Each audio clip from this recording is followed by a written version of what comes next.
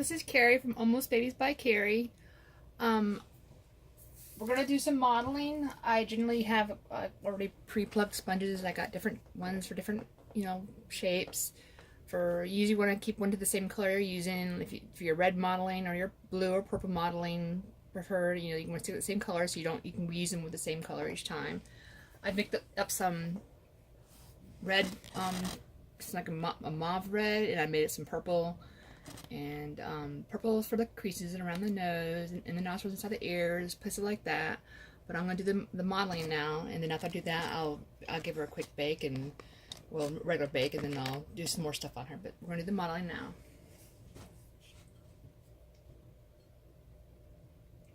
I just apply it with this brush from the little well.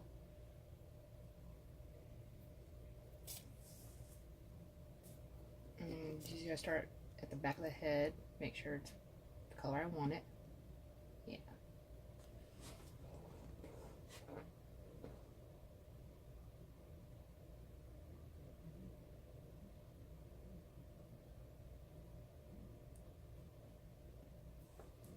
If you mix your modeling color up too dark, too red, don't panic. You can always make it blend again. All you gotta do is just add more layers of flesh, and it'll generally tone down your modeling. You can do green washes, that'll tone down the modeling too. So I tend to go darker modeling for my AA babies so that it will show up, because I generally do a lot of layers of flesh, and by the time I get down to the final layer, it's the modeling's blended in pretty well, and it's still visible but not so harsh that you would be like, oh, that's a bright modeling.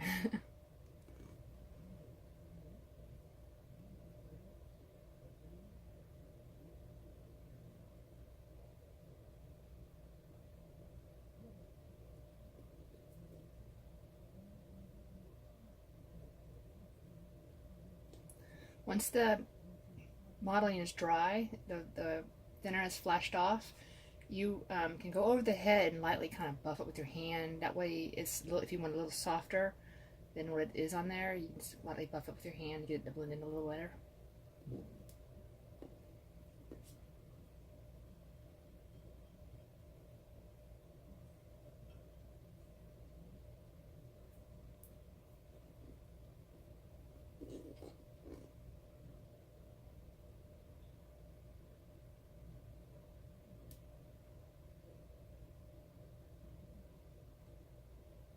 You want to kind of turn it that way not all your circles look the same. You'll have a pattern, but you don't want it to look exactly like every circle looks the same, because you've gone straight down. Just kind of tilt your sponge, just get you a little pattern going. Sometimes the faces, when you do them, you can do the whole face. I generally like to kind of go around the face, the perimeter of the face, just leave that part blank. And I'll come back in with blushing and add the blushing cheeks and all that kind of stuff and modeling there. Just kind of like.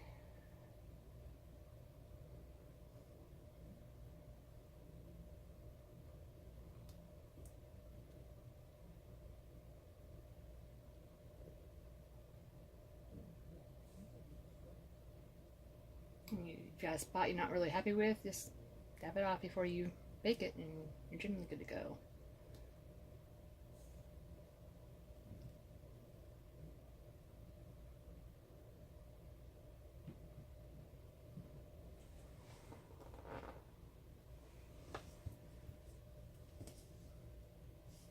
Go over all your parts with the modeling.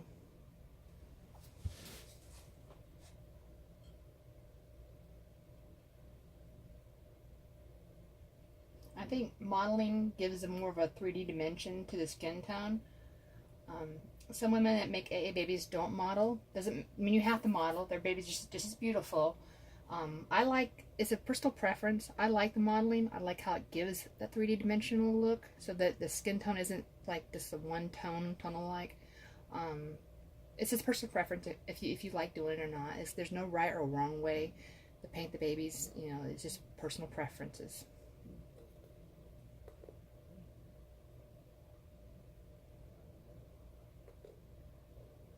This is like what I call the ugly baby stage.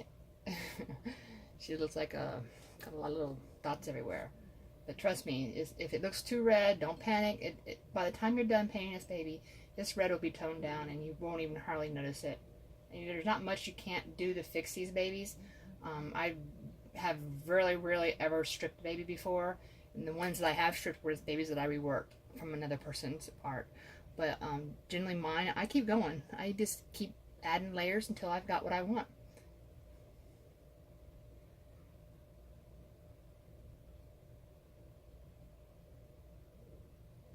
Just give it little lines.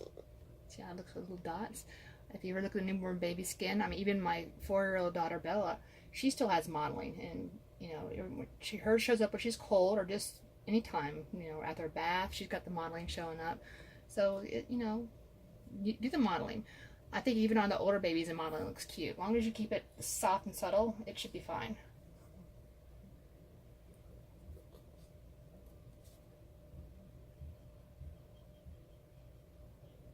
And don't be afraid to play around with your mottling colors. You can, you know, different colors. Try your blues, greens, reds, different shades of red. Sometimes do a brighter red and bring it down to a lighter red, like a purplish red.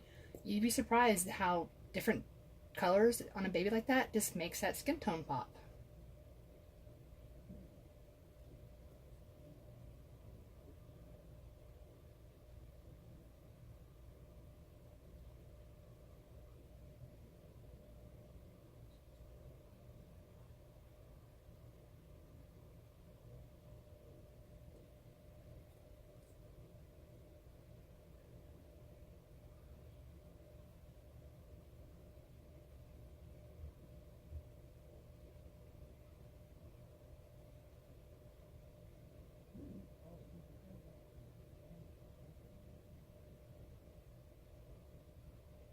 And the mottling will also, if you've got any little blemishes in your skin tone and you're like, oh, it looks muddy, or you're not really sure, sometimes just doing that mottling is enough to camouflage it where it looks like you wouldn't realize there was a difference in the skin tone. And actually, mottling adds so much more detail to the skin tone, I think. So never be afraid to model your babies.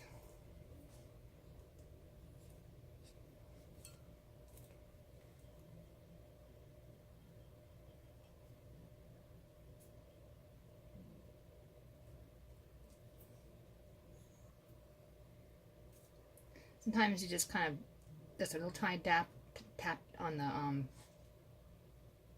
napkin, because that first little dab sometimes might be a little too bright, but it helps blend the rest of it in so that it's a nice soft model look, not so too much paint on the first time.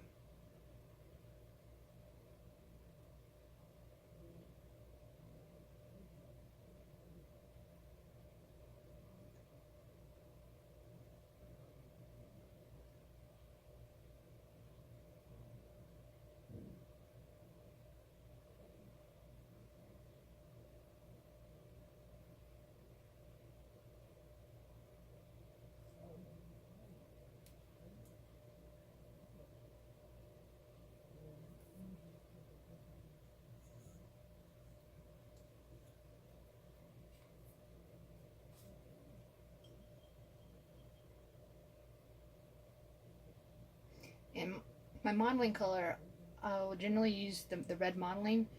It'll be the same. By the time I get to the blushing next, some of the thinner will kind of evaporate off. It gives it a better consistency, I think, and it can also be used for your blushing, your modeling color. So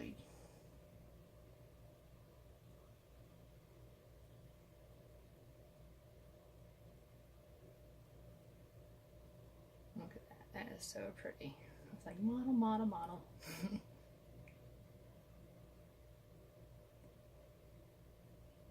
And you don't have to put the modeling right at the beginning. You can add it anytime. If you get near the end of the baby and you realize, hey, I think I need a little bit more model on this baby, don't be afraid to put it on there. You know, just go ahead and add a little bit to the round of it. You can use the same sponge or find another sponge with a different design on it and use that. You know, have fun with this. This is what this hobby is all about, is having fun. So that's me, Carrie. I just wanted to share with you the modeling. You guys have a wonderful day, and I'll get back to the next part of it, which will probably be either blushing or creases. Thank you.